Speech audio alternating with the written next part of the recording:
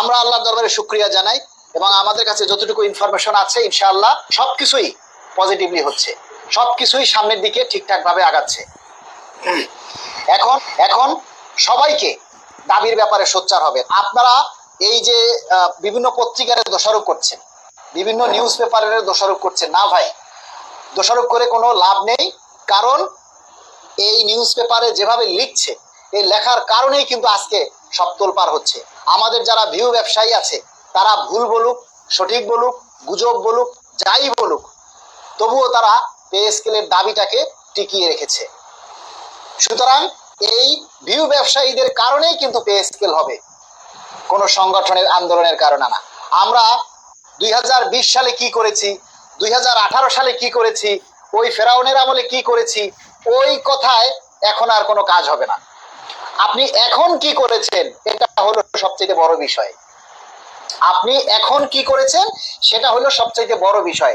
970 জন লাইভে আছেন, সবাইকে অনুরোধ করব, আপনারা যদি সত্যি পে স্কেল প্রত্যাশী হন তাহলে দয়া করে সবাই একটা করে শেয়ার করে দিন। সবাই দয়া করে একটা করে শেয়ার করে দিন। আমরা আজকে স্পষ্ট করে ঘোষণা করছি, আমি একজন ভিউ ব্যবসায়ী, আমার মহাসচিব আশিকুল ইসলাম একজন ভিউ ব্যবসায়ী।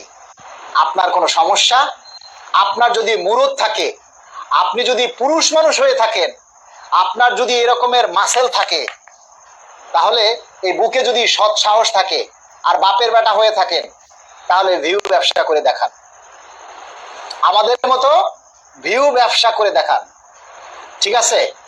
আর যে সমস্ত ফ্যাসিস্টরা আজকে আমাদেরকে গালি দিচ্ছেন, তাদের যোগ্য জবাব, যোগ্য বিচার সাধারণ জনগণই করবে, সাধারণ কর্মচারীরাই করবে। তবে লজ্জা লাগবে যারা আজকে আমাদেরকে ভিউ ব্যবসায়ী বলতেছেন, আমাদেরকে বিভিন্নভাবে গালি দিচ্ছেন, তাদের লজ্জা লাগবে, নিজের কাছে, নিজের বিবেকের কাছে একদিন লজ্জা লাগবে যে তারা আমাদেরকে উল্টাপাল্টা কথা বলেছিল, তখন খেতে লজ্জা লাগবে। অবশ্য ঘুষখোর যারা হারামি, এদের কাছে এই বিষয়, এগুলি কোনো বিষয় না, তাদের কাছে লজ্জা শরম নাই, ঠিক আছে?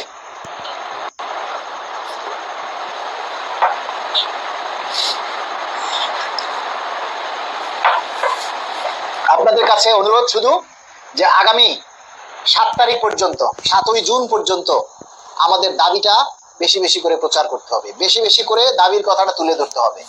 দয়া করে সবাই